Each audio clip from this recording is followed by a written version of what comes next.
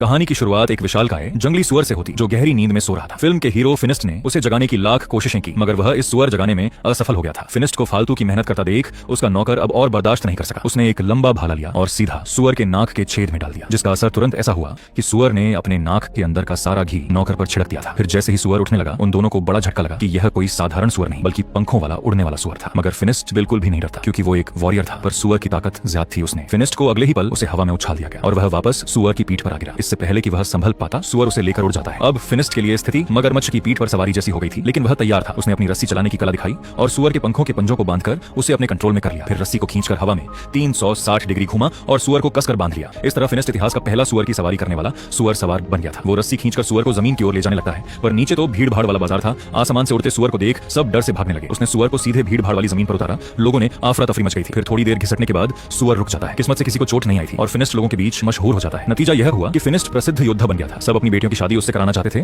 पर फिनिस्ट ने किसी को पसंद नहीं किया। तभी उसके पास एक जादूगरनी आती है जो एक चुड़ैल थी। उसने फिनिस्ट से नदी साफ करने में मदद मांगी, लेकिन फिनिस्ट को अपनी ताकत पर घमंड होने लगा था। उसे अब ऐसे छोटे मोटे काम करना पसंद नहीं था। उसने चुड़ैल को न केवल मना किया बल्कि उसका मजाक भी उड़ाया। घमंड में चूर फिनिस्ट नहीं जानता था कि आगे जाकर उसे इसकी बहुत बड़ी कीमत चुकानी पड़ेगी। कुछ दिन बाद फिनिस्ट एक बड़ा काम करने का फैसला करता है। अपनी बहादुरी साबित करने के लिए वह एक किले में रहने वाली विच को मारने जाता है। कहा जाता है कि जो भी उसे देखता है वह सुध बुध खो बैठता। मगर फिनिस्ट को इन बातों पर जरा भी यकीन नहीं था। वो खुद जाकर सच्चाई देखना चाहते थे, पर पहली नजर में ही वो राजकुमारी की खूबसूरती को देखकर मोहित हो गए। वो सब कुछ भूलकर बस राजकुमारी के साथ रहना चाहता था, लेकिन वह विच उसके साथ लुका छिपी खेलने लगी। और जैसे ही उसने राजकुमारी की कलाई पकड़ी तभी अचानक उसके पीछे से एक विशाल सांप ने निकलकर हमला शुरू कर दिया। फिनिस्ट बहुत फुर्तीला था। कुछ बड़ी चालों से सांप को भगा दिया, पर राहत की सांस लेते ही एक और मॉन्स्टर धीरे धीरे बाहर आया। उसके भयानक रूप को देखकर ही पता चल रहा था कि मॉन्स्टर कितना खतरनाक है। असल में वो सांप तो बस इस मॉन्स्टर की पूंछ थी। जैसे ही लड़ाई शुरू हुई फिनिस्ट हार गया और सीधे दूर फेंक दिया गया। खैर फिनिस्ट में जन्मजात से दैवीय शक्ति थी। मौका देखकर उसने मॉन्स्टर को पटक दिया। फिर जीत का पीछा करते हुए उसने मॉन्स्टर की पूंछ मजबूती से पकड़ ली, लेकिन जैसे ही वो उसके 2 टुकड़े करने वाला था सांप ने उसकी आंखों में जहर छिड़क दिया, जिससे फिनिस्ट की आंखें जलने लगी थी और वह अंधा हो गया। कुछ न दिखने की हालत में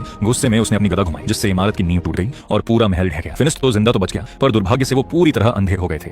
अब वो योद्धा नहीं बन सकते थे। फिनिस्ट को रोज उदास देखकर नौकर चुड़ैल के पास मदद मांगने जाता है और उससे फिनिस्ट की आंखें ठीक करने को कहता है, पर चुड़ैल को पुरानी बात की जलन थी। उसने जादू से नौकर को भगा दिया। मजबूरी में फिनिस्ट रोज शराब पीकर गम भुलाता, भूख लगने पर कूड़े के ढेर से खाना उठाता। आखिर में नौकर भी उन्हें छोड़कर चला गया। तब से फिनिस्ट और भी अकेला और लाचार हो गया था। उसकी हालत एक भिखारी जैसी हो गई थी। जब वह बिल्कुल अकेला था तब वही चुड़ैल आई और उसकी टोकरी में रोटी रखती, लेकिन तभी समुद्री डाकुओं ने हमला कर दिया और मौके पर चुड़ैल को अगवा कर लिया था। डाकू फिनिस्ट पर टूट पड़े थे। हालांकि उसने जमकर लड़ने की कोशिश की, पर अंधेपन की वजह से वह हार गया और एक डंडे की चोट से बेहोश हो गया। अगले दिन वो दोनों विशाल समुद्र में तैर रहे। समुद्री डाकुओं के जहाज पर गुलाम बना दिए गए थे। जब दोनों भूख प्यास से बेहाल थे तभी फिनिस्ट का नौकर अचानक आ गया। असल में फिनिस्ट को छोड़ने के बाद वो समुद्री डाकुओं के जहाज में घुस गया था। अच्छा हुआ नौकर ने पुराना साथ नहीं भूला। वो दोनों के लिए चोरी से खाना लेकर आता है। ठंडे इलाकों से आए इन लोगों ने पहले कभी केला नहीं देखा था। फिनिस्ट ने तो छिलके समेत ही उसे मुंह में ठूंस लिया और बड़े मजे से खा रहा था। फिर नौकर रहस्यमयी ढंग से एक तेल का चिराग निकालता है। यह उसने कप्तान से चुराया था। वह यह देखने के लिए कि क्या यह सोने का है। उसने चिराग को जल्दी जल्दी रगड़ना शुरू कर दिया। उसे क्या पता था कि अगले ही पल चिराग के मुंह से पीली रेत की एक तेज धार निकलेगी। देखते ही देखते वह रेत एक क्रूर दानव में बदल जाती है। इसे देख सब लोग डर के मारे इधर उधर भागने लगे थे। एक समुद्री डाकू शोर सुनकर नीचे देखने आता है, लेकिन दानव ने तुरंत उसका गला पकड़ लिया और उसे कई दूर फेंक दिया था। खतरे को भांपते हुए फिनिस्ट ने जोर लगाया और अपनी बेड़ियां तोड़ दी। फिर वह दौड़कर दानव पर टूट पड़ा और उस पर ताबड़तोड़ वार करने लगा। फिर उसने अपनी तलवार निकाली और अंधाधुंध हमला शुरू कर दिया, लेकिन आखिरकार अंधा होने के कारण वो दानव शक्ति के सामने टिक नहीं पाता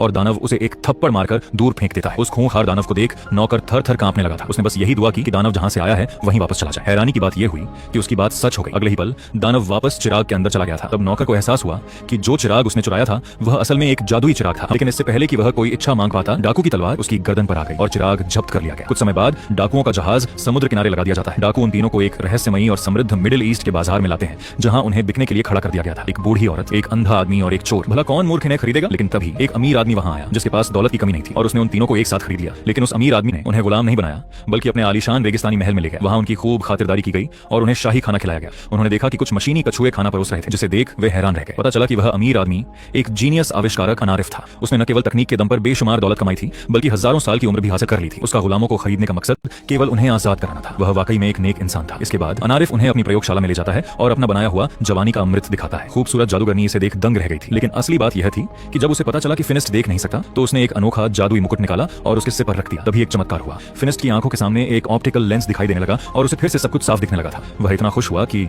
उसने उस अमीर आदमी को गले लगा लिया, पर अगले ही पल उसकी खुशी गायब हो गई क्योंकि अनारिफ ने वही पुराना जादुई चिराग चालाकी से चुरा लिया था। वे तीनों उसे खतरे की चेतावनी देने लगे, लेकिन उसने बड़े इत्मीनान से चिराग को साफ किया और एक मशीन के बीच में रख दिया। जैसे ही वह खूंखार दानव प्रकट हुआ और हमला करने ही वाला था, आविष्कारक ने मशीन चालू कर दी। पल भर में उस दानव को छत पर लगी एक मशीन ने अपनी ओर खींच लिया। यह देख वे तीनों दंग रह गए। उन्होंने कभी नहीं सोचा था कि विज्ञान की शक्ति इतनी महान हो सकती है। वे उस आविष्कारक के फैन हो गए थे। तभी एक रोबोटिक पक्षी एक संदेश लेकर आता है। संदेश में लिखा था कि एक भयानक राक्षस मासूम लोगों को मार रहा है। ये सुनकर फिनिस्ट जोश में आ गया क्योंकि दानवों को पकड़ना उसका पुराना पेशा था। आविष्कारक ने तुरंत उसे एक उड़ने वाली मशीन भेंट की। चलते वक्त उसने फिनिस्ट से कहा कि उस राक्षस को जिंदा पकड़ कर लाना ताकि वह उस पर वैज्ञानिक शोध कर सके। इस तरह वे तीनों उड़ने वाली मशीन में सवार होकर राक्षस की गुफा की ओर निकल पड़े। कुछ ही पलों में वे वहां पहुंच गए थे। आविष्कारक के दिए हुए हाईटेक जाल को बिछाने के बाद फिनिस्ट अकेला ही गुफा के अंदर जाता है। वहां उसे पता चला कि यह वही मॉन्स्टर है जिसकी वजह से उसकी आंखों की रोशनी गई थी। इस बार फिनिस्ट ने समझदारी दिखाई। वह बिजली की रफ्तार से वहां से भागा और मॉन्स्टर को बाहर ले आया। तभी नौकर ने मशीन का बटन दबाया और अनगिनत लोहे की जंजीरें निकली जिसने राक्षस को जकड़ लिया और इस तरह मॉन्स्टर को मौके पर ही पकड़ लिया गया। मिशन पूरा करने के बाद तीनों ने मिलकर पिंजरे को धक्का दिया और साइंटिस्ट के घर की ओर पैदल चल दिए। रास्ता लंबा होने के कारण उन्हें रेगिस्तान में ही रात बितानी पड़ी। तभी आधी रात को पिंजरे से एक मधुर गीत सुनाई दिया जिसने फिनिस्ट को अपनी ओर खींच लिया था। जब उन्होंने पिंजरा खोला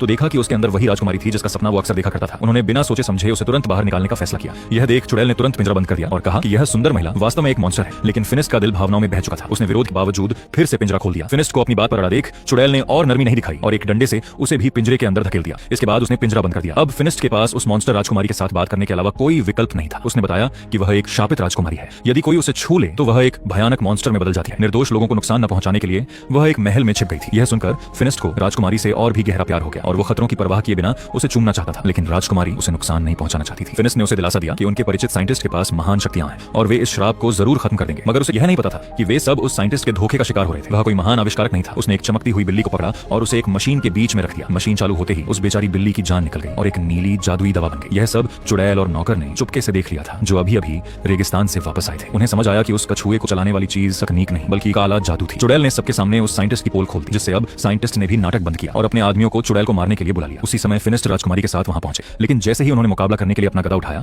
मशीनी कछुओं का एक झुंड बाहर आ गया। ये कछुए सिर्फ खाना ही नहीं पहुंचाते थे बल्कि जानलेवा हथियार भी थे। उन कछुओं ने तीनों पर हमला कर दिया। पल भर में ही तीनों को लोहे की जंजीरों में जकड़ लिया गया था। तभी संकट की इस घड़ी में उनका नौकर आता है। लेकिन पता चला कि उसे भी साइंटिस्ट ने पैसों से खरीद लिया था। अब वह साइंटिस्ट राजकुमारी की शक्तियों को जादुई दवा में बदलना चाहता था। अपनी प्रेमिका को मुसीबत में देख फिनिस्ट ने अपनी पूरी शक्ति लगाकर जंजीरें तोड़ दी और राजकुमारी का हाथ थाम लिया। लेकिन छूते ही राजकुमारी फिर से हिंसक मॉन्स्टर में बदल गई। उसने बड़ी आसानी से जंजीरें तोड़ दी और हमलावरों को एक एक करके धूल चटा दी। फिर फिनिस्ट को छोड़ देने के बाद राजकुमारी महल की दीवार फांद कर भाग गई। उसके पीछे फिनिस्ट और चुड़ैल भी महल से निकल भागे थे। लेकिन वह साइंटिस्ट उन्हें इतनी आसानी से कैसे जाने देता। उसने तुरंत पीछा करने के लिए अपनी सेना भेजी। ऐन मौके पर चुड़ैल ने कुछ बीज निकाले और उन्हें हवा में उछाल दिया। वे बीज विशाल तरबूजों में बदल गए और पूरी सेना को धराशायी कर दिया। यह देखकर साइंटिस्ट गुस्से से लाल हो गया था। अपना रहस्य बाहर जाने से रोकने के लिए उसने अपना अधूरा अल्टीमेट वेपन निकाला। जादुई दवा की कमी होने के बावजूद उसने मशीन चालू कर दी और महल के नीचे से एक विशाल सुपर कछुआ बाहर निकल आया। अब वह तेजी से फिनिस्ट और अन्य लोगों की ओर बढ़ने लगता है। डर के मारे चुड़ैल ऊंट पर सवार होकर पहाड़ की ओर भाग रही थी। लेकिन तभी विशाल कछुआ उसके सामने आ जाता है और अगले ही पल चुड़ैल हवा में खिंच गई और कछुए के अंदर मौजूद नीली दवा के स्तर को बढ़ाने लगी थी। जैसे ही कछुए के अंदर का नीला जादुई तरल